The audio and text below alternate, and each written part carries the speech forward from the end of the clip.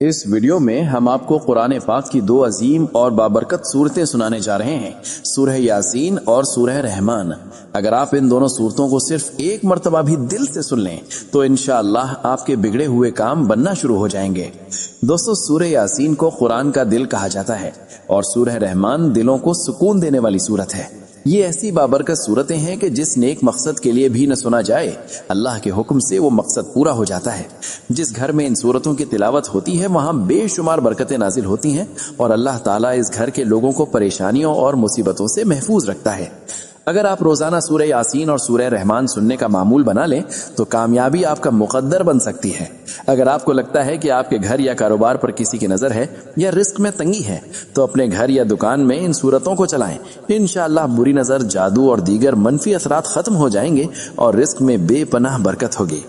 याद रखें, इन सूरतों को सिर्फ सुनना है, लेकिन शर्त यह है कि जब सुनना शुरू करें तो मुकम्मल सुने, अधूरा न छोड़ें। अगर आप कुरान पाक से मोहब्बत करते हैं तो इस वीडियो को अभी लाइक करें। आखिर में दुआ है,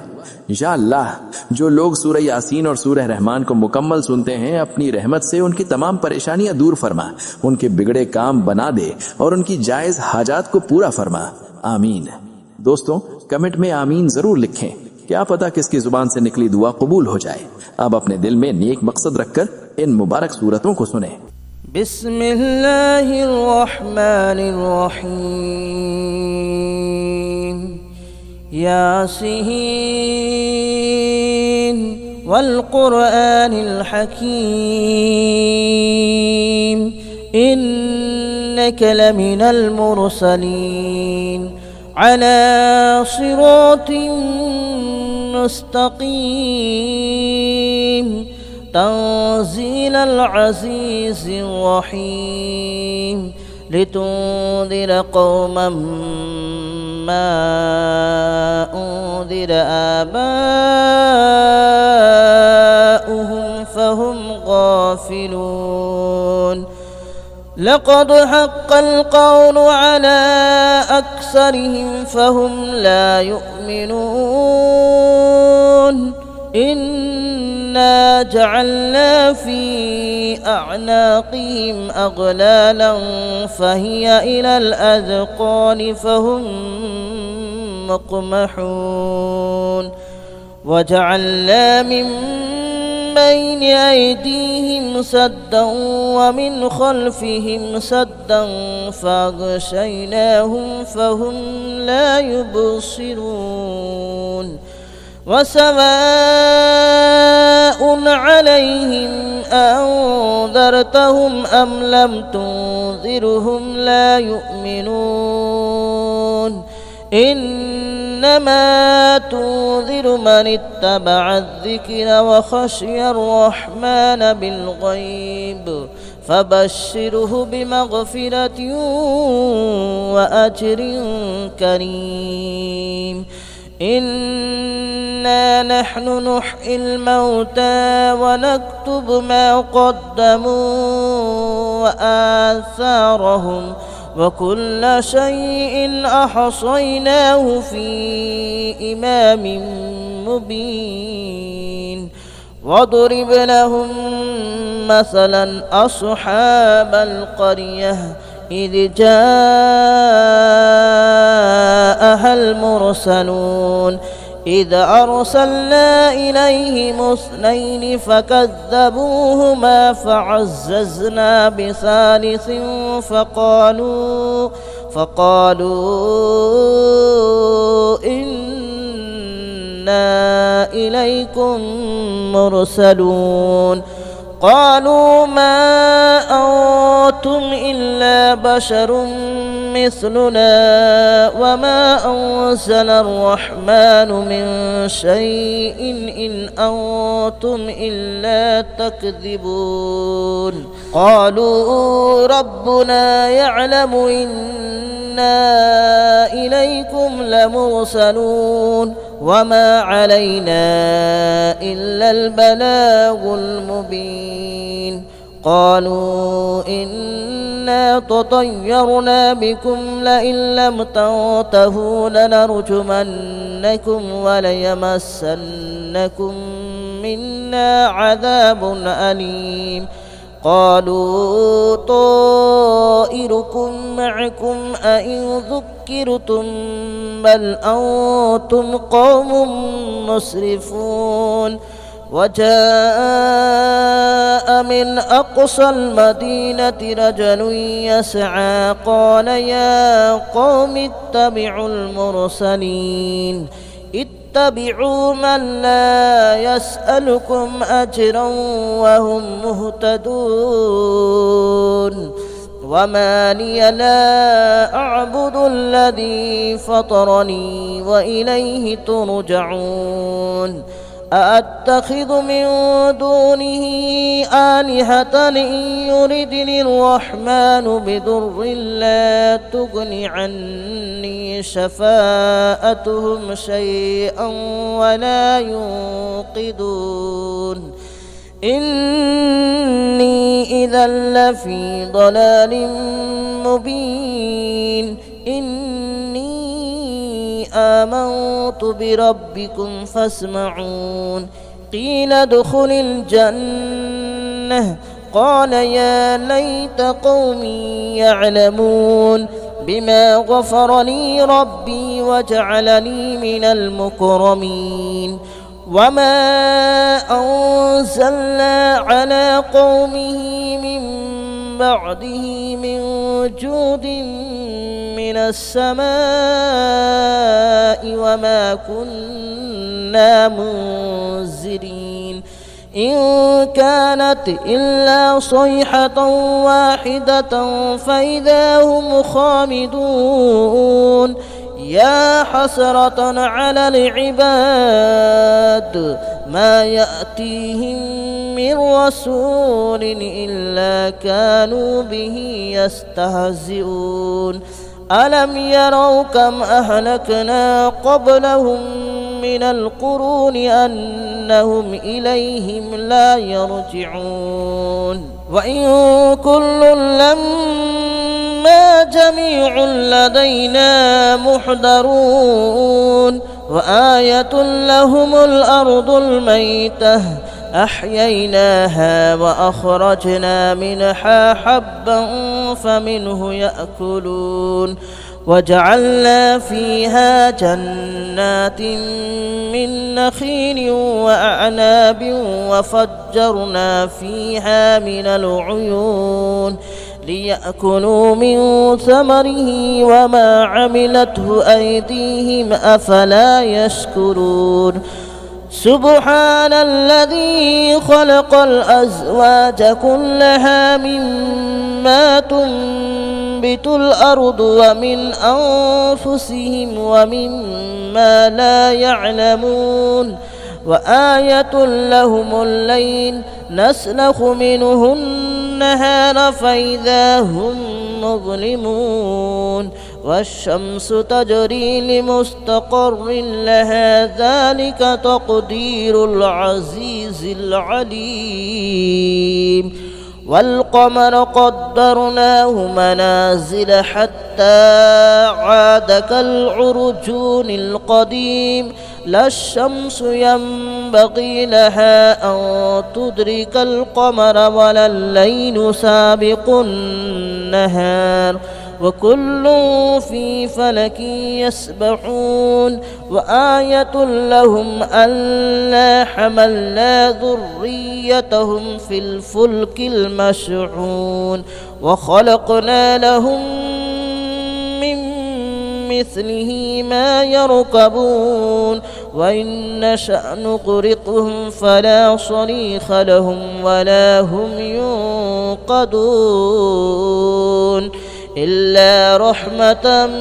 منا ومتاعا إلى حين وإذا قيل لهم اتقوا ما بين أيديكم وما خلفكم لعلكم ترحمون وما تأتيهم من آية من آيات ربهم إلا كانوا عنها معرضين وإذا قيل لهم أنفقوا مما رزقكم الله قال الذين كفروا للذين آمنوا أنطعم من لو يشاء الله أطعمه إن أنتم إلا في ضلال مبين ويقولون متى هذا الوعد إن كنتم صادقين ما ينظرون إلا صيحة واحدة تأخذهم وهم يخصمون فلا يستطيعون توصية ولا إلى أهلهم يرجعون ونفخ في الصور فإذا هم من الأجداث إلى ربهم ينسلون قالوا يا ويلنا من بعثنا من مرقدنا هذا ما وعد الرحمن وصدق المرسلون إن كانت إلا صيحة واحدة فإذا هم جميع لدينا محضرون فاليوم لا تظلم نفس شيئا ولا تجزون إلا ما كنتم تعملون إن أصحاب الجنة اليوم في شغل فاكهون هم وأزواجهم في ظلال على الأرائك متكئون لهم فيها فاكهة ولهم ما يدعون سلام قولا من رب رحيم وامتازوا اليوم أيها المجرمون ألم أعهد إليكم يا بني آدم ألا تعبدوا الشيطان ألم أعهد إليكم يا بني آدم ألا تعبدوا الشيطان إنه لكم عدو مبين وأن اعبدوني هذا صراط مستقيم ولقد أضل منكم جبلا كثيرا أفلم تكونوا تعقلون هذه جهنم التي كنتم توعدون اصلوها اليوم بما كنتم تكفرون اليوم نختم على أفواههم وتكلمنا أيديهم وتشهد أرجلهم بما كانوا يكسبون ولو نشاء لتمسنا على أعينهم فاستبقوا الصراط فأنى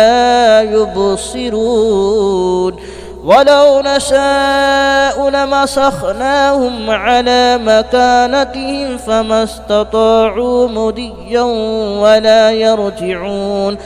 ومن نعمره ننكسه في الخلق أفلا يعقلون وما علمناه الشعر وما ينبغي له إن هو إلا ذكر وقرآن مبين لينذر من كان حيا ويحق القول على الكافرين أولم يروا أنا خلقنا لهم مما عملت أيدينا أنعاما فهم لها مالكون وذللناها لهم فمنها ركوبهم ومنها يأكلون ولهم فيها منافع ومشارب أفلا يشكرون واتخذوا من دون الله آلهة لعلهم ينصرون لا يستطيعون نصرهم وهم لهم جند محضرون فلا يحزنك قولهم إن إنا نعلم ما يسرون وما يعلنون أولم ير الإنسان أنا خلقناه من نطفة فإذا هو خصيم مبين وضرب لنا مثلا ونسي خلقه قال من يحيي العظام وهي رميم قل يحييها الذي أنشأها أول مرة وهو بكل خلق عليم الذي جعل لكم من الشجر الأخضر نارا فإذا أنتم منه توقدون أوليس الذي خلق السماوات والأرض بقادر على أن يخلق مثلهم بلى وهو الخلاق العليم إنما أمره إذا أراد شيئا أن يقول له كن فيكون فسبحان الذي بيده ملكوت كل شيء وإليه ترجعون بسم الله الرحمن الرحيم الرحمن علم القرآن خلق الإنسان علمه البيان الشمس والقمر بحسبان والنجم والشجر يسجدان والسماء رفعها ووضع الميزان ألا تطغوا في الميزان وأقيموا الوزن بالقسط ولا تخسروا الميزان والأرض وضعها للأنام فيها فاكهة والنخل ذات الأكمام والحب ذو العصف والريحان فبأي آلاء ربكما تكذبان خلق الإنسان من صلصال كالفخار وخلق الجان من مارج من نار فبأي آلاء ربكما تكذبان رب المشرقين ورب المغربين فبأي آلاء ربكما تكذبان مرج البحرين يلتقيان بينهما برزخ لا يبغيان فبأي آلاء ربكما تكذبان يخرج منهما اللؤلؤ والمرجان فبأي آلاء ربكما تكذبان وله الجوار المنشآت في البحر كالأعلام فبأي آلاء ربكما تكذبان كل من عليها فان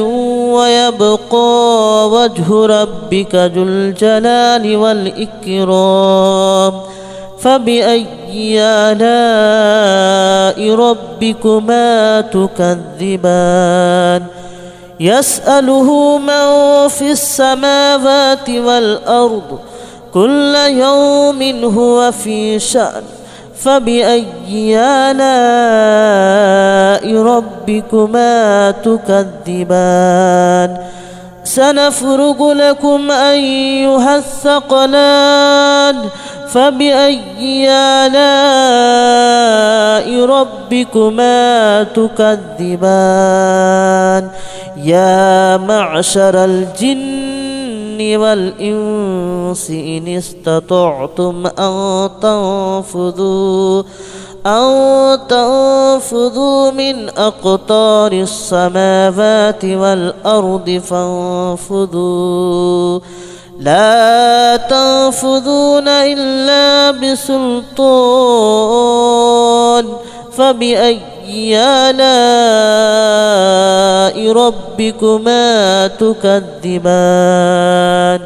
يرسل عليكما شواظ من نار ونحاس فلا تنتصران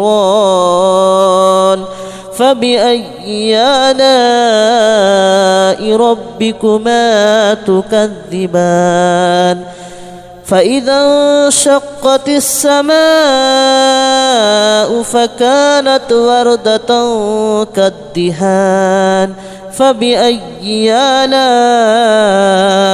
ربكما تكذبان فيومئذ لا يسأل عن ذنبه إنس ولا جان فبأي آلاء ربكما تكذبان يعرف المجرمون بسيماهم فيؤخذ بالنواصي والأقدام فبأي آلاء ربكما تكذبان هذه جهنم التي يكذب بها المجرمون يطوفون بينها وبين حميم آن فبأي آلاء ربكما تكذبان ولمن خاف مقام ربه جنتان فبأي آلاء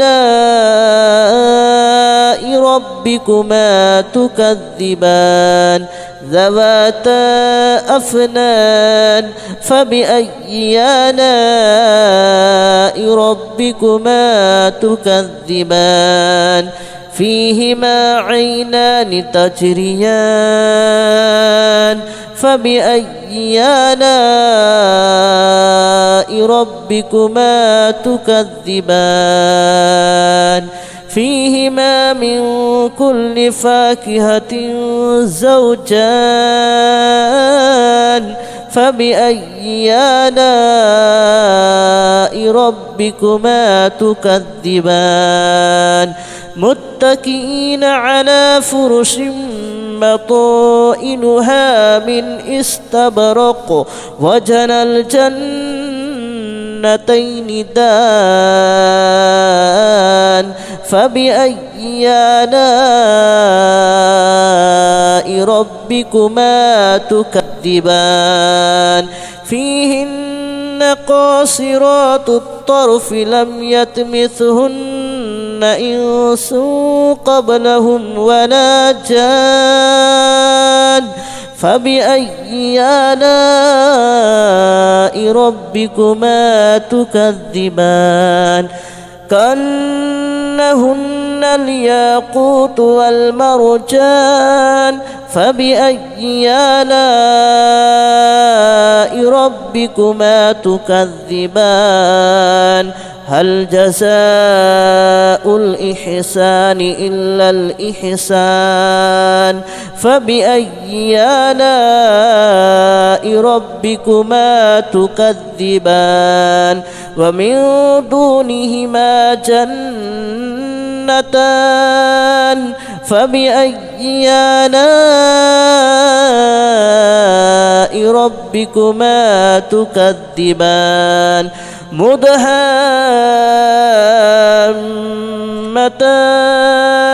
فبأي آلاء ربكما تكذبان فيهما عينان نضاختان فبأي آلاء ربكما تكذبان فيهما فاكهة ونخل ورمان فبأي آلاء ربكما تكذبان فيهن خيرات حسان فبأي آلاء ربكما تكذبان حور مقصورات في الخيام فبأي آلاء ربكما تكذبان لم يطمثهن إنس قبلهم ولا جان فبأي آلاء ربكما تكذبان متكئين على رفرف خضر وأبقري حسان فبأي آلاء ربكما تكذبان تبارك اسم ربك ذي الجلال والإكرام بسم الله الرحمن الرحيم إذا وقعت الواقعة ليس لوقعتها كاذبة خافضة رافعة إذا رجت الأرض رجا وبست الجبال بسا فكانت هباء منبثا وكنتم أزواجا ثلاثة فأصحاب الميمنة ما أصحاب الميمنة وأصحاب المشأمة ما أصحاب المشأمة والسابقون السابقون أولئك المقربون في جنات النعيم ثلة من الأولين وقليل من الآخرين على سرر موضونة متكئين عليها متقابلين يطوف عليهم ولدان مخلدون بأكواب وأباريق وكأس من معين لا يصدعون عنها ولا ينزفون وفاكهة مما يتخيرون ولحم طير مما يشتهون وحور عين كأمثال اللؤلؤ المكنون جزاء بما كانوا يعملون لا يسمعون فيها لغوا ولا تأثيما إلا قليلا سلاما سلاما وأصحاب اليمين ما أصحاب اليمين في سدر مخدود وطلح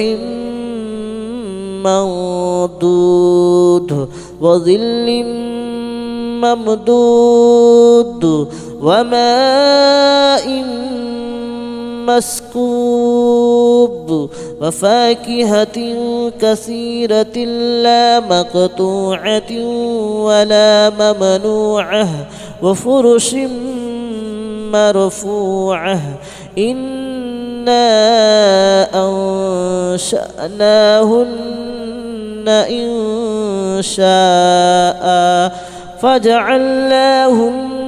أبكارا عربا أترابا لأصحاب اليمين ثلة من الأولين وثلة من الآخرين وأصحاب الشمال ما أصحاب الشمال في سموم وحميم وظل من يحموم لا بارد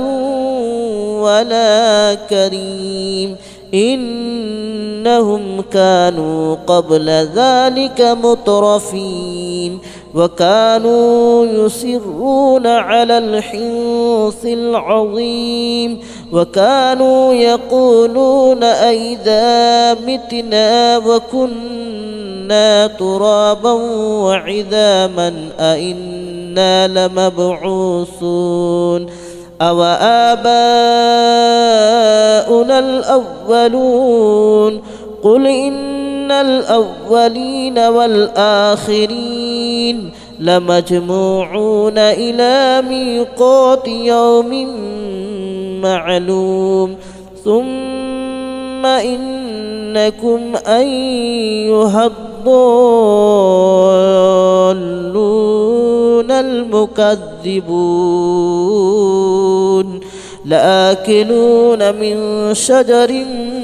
من زقوم فمالئون منها البطون فشاربون عليه من الحميم فشاربون شرب الحميم هذا نزلهم يوم الدين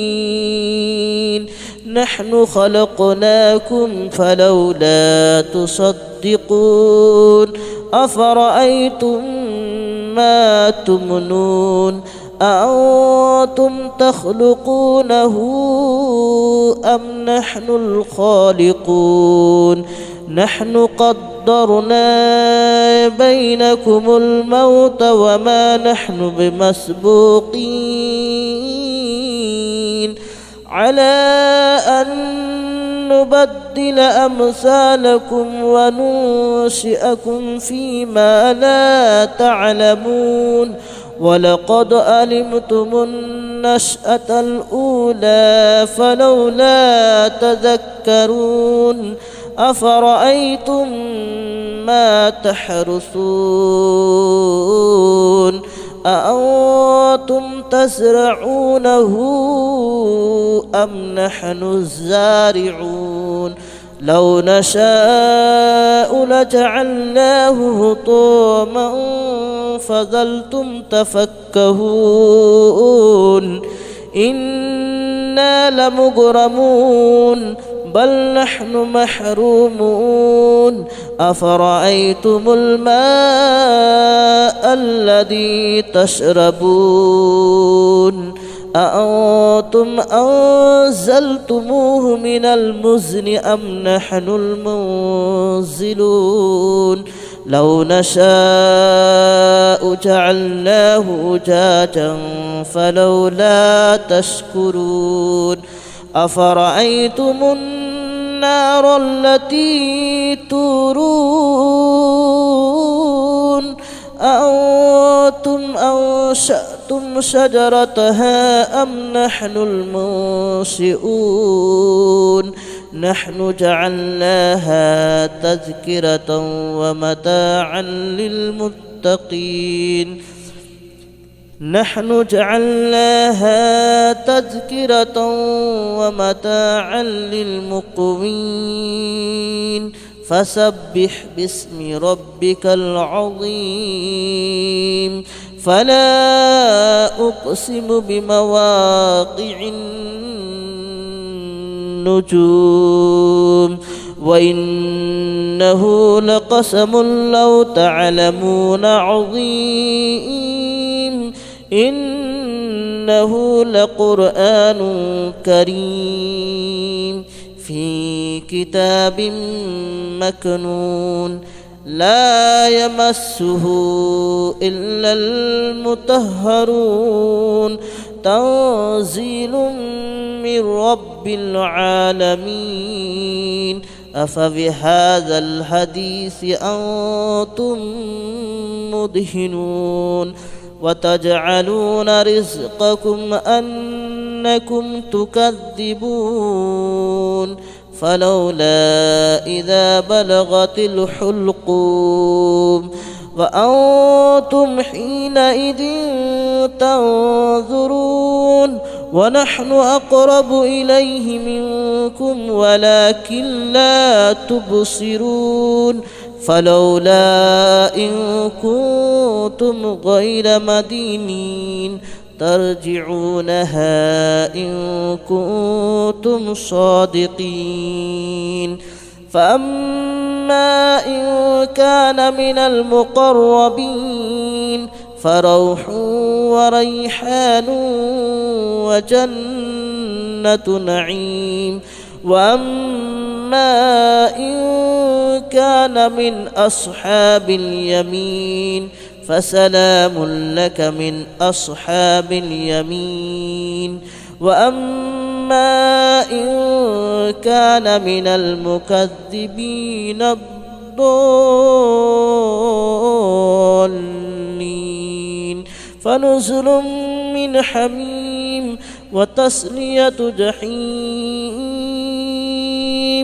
إن هذا لهو حق اليقين فسبح باسم ربك العظيم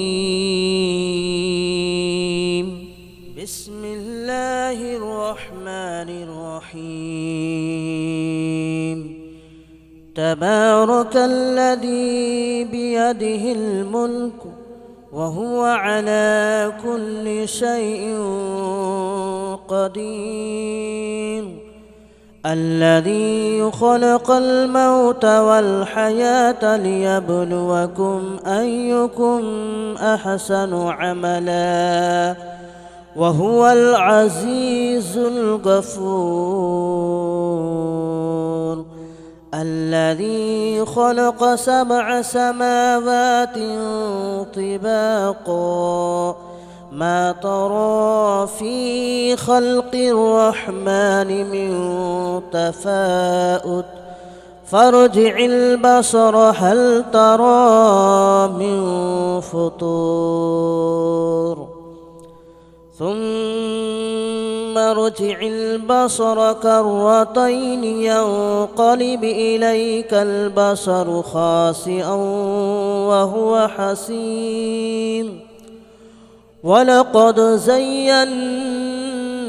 السماء الدنيا بمصابيح وجعلناها رجوما للشياطين وأعتدنا لهم عذاب السعير وللذين كفروا بربهم عذاب جهنم وبئس المصير إذا ألقوا فيها سمعوا لها شهيقا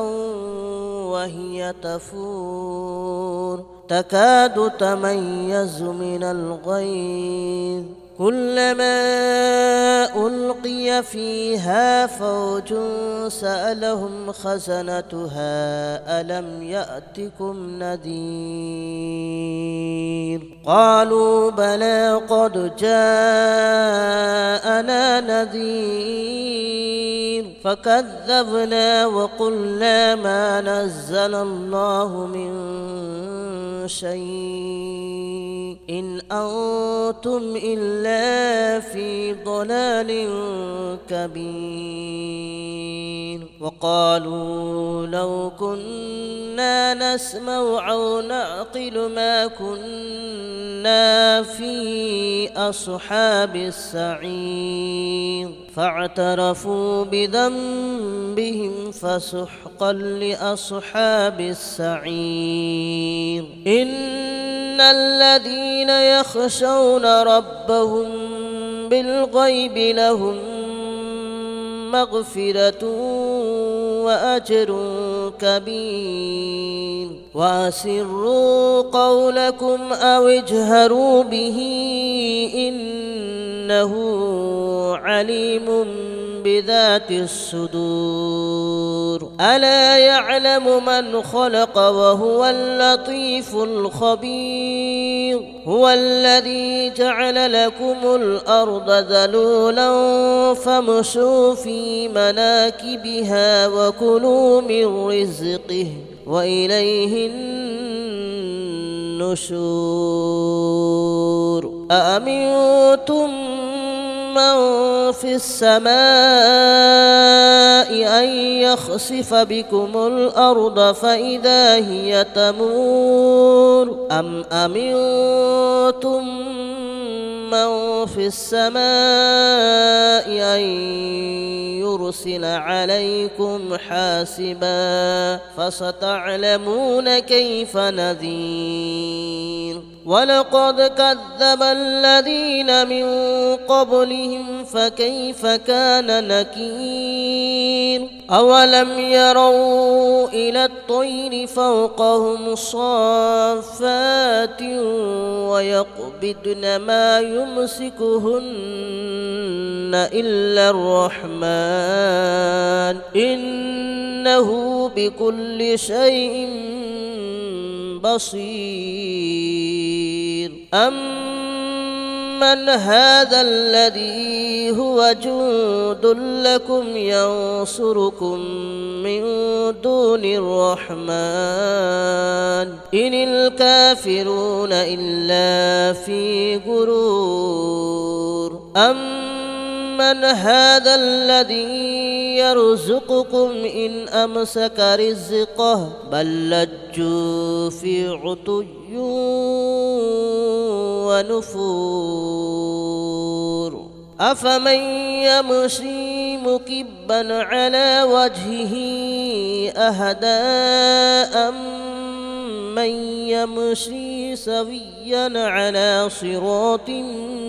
مستقيم قل هو الذي أنشأكم وجعل لكم السمع والأبصار والأفئدة قليلا ما تشكرون قل هو الذي ذرأكم في الأرض وإليه تحشرون ويقولون متى هذا الوعد إن كنتم صادقين قل إنما العلم عند الله وإنما أنا نذير مبين فلما رأوه زلفة سيئت وجوه الذين كفروا وقيل هذا الذي كنتم به تدعون قل أرأيتم إن أهلكني الله ومن معي أو رحمنا فمن يجير الكافرين من عذاب أليم قل هو الرحمن آمنا به وعليه توكلنا فستعلمون من هو في ضلال مبين قل أرأيتم إن أصبح ماؤكم غورا فمن يأتيكم بماء معين